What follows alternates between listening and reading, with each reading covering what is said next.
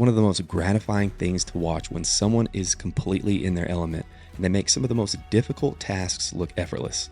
You see the thousands of hours of work, preparation, and mental rehearsal all wrapped up into a seamless performance that leaves you with nothing but respect for that person. What's even better than that is experiencing it for yourself. If you're in the world of business, sports, music, medicine, or even just living your day-to-day life, flow is that superpower we all have that's just waiting to be tapped into.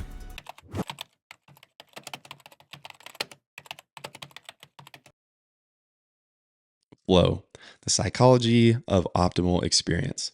Now, this book is one that I got, and it's been years ago, and it has been one of my favorite books ever since I got my hands on it.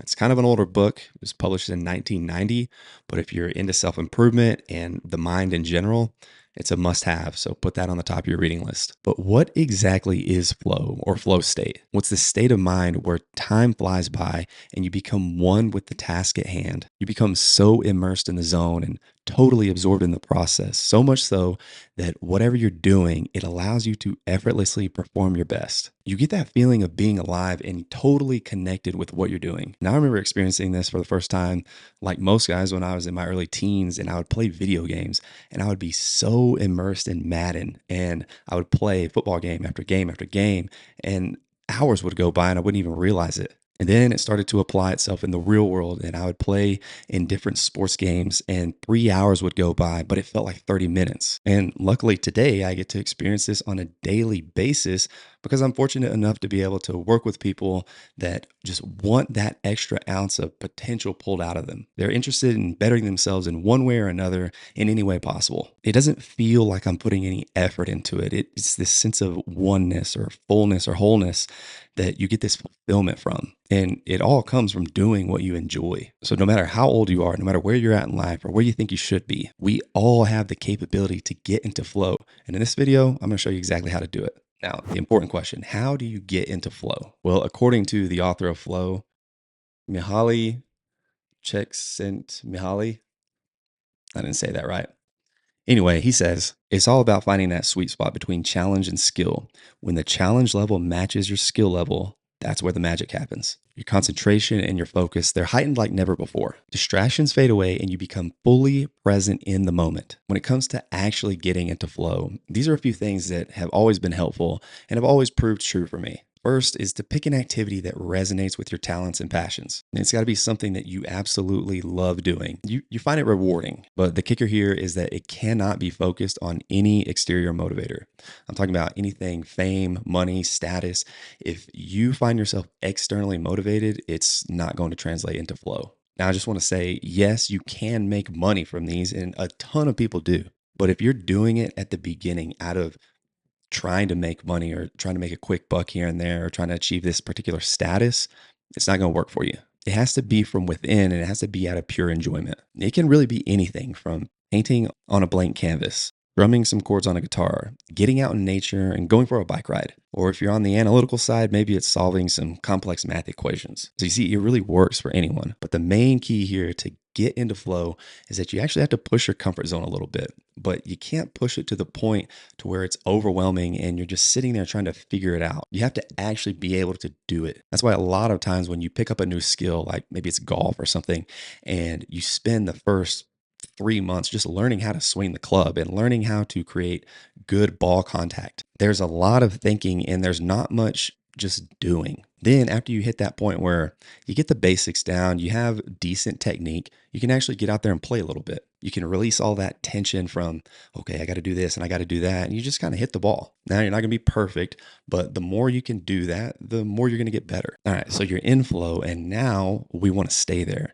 So how do we do that? And I want to preface that it's normal to come in and out of flow. You're not just going to get into flow and stay there your whole life. We experience ups and downs and the same goes for flow. So you can't just physically turn the switch on and off.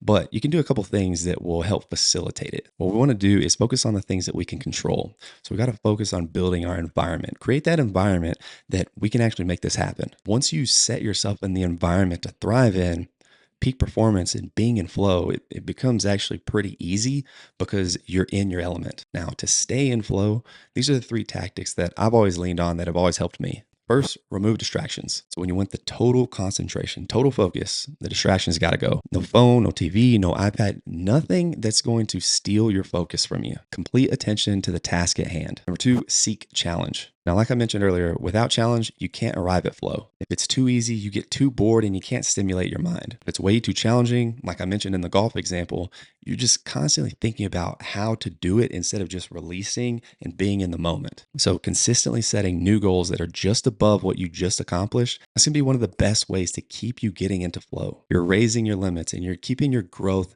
at a steady and consistent pace. And third is to think bigger. To get into flow, first, it requires you to have the outlook that things are actually possible, but you also have to do it with a positive attitude. I don't care where you look, you're not going to find someone that constantly gets into flow that has a negative or scarcity mindset. You want flow, you got to see the opportunities around you. Now we know a little bit about what it takes to stay in a flow. We got to create our environment. But there's some things that you and I both know that are going to happen that are outside of our control. So how do we either eliminate those or really just shield ourselves from having them knock us out of flow? Now, the list of what can actually knock you out of flow, it can go on and on. So I'm going to just show you some of the things that I've experienced that have consistently happened that have knocked me out of flow, and maybe it'll help you be able to shield yourself from some of those. So first, the easiest thing that we could control is the environment. We talked a little bit about that earlier, but have you ever been inside a coffee shop or you went to this place to get some work done, and there's this person that just cannot stop talking, or they're talking way too loud?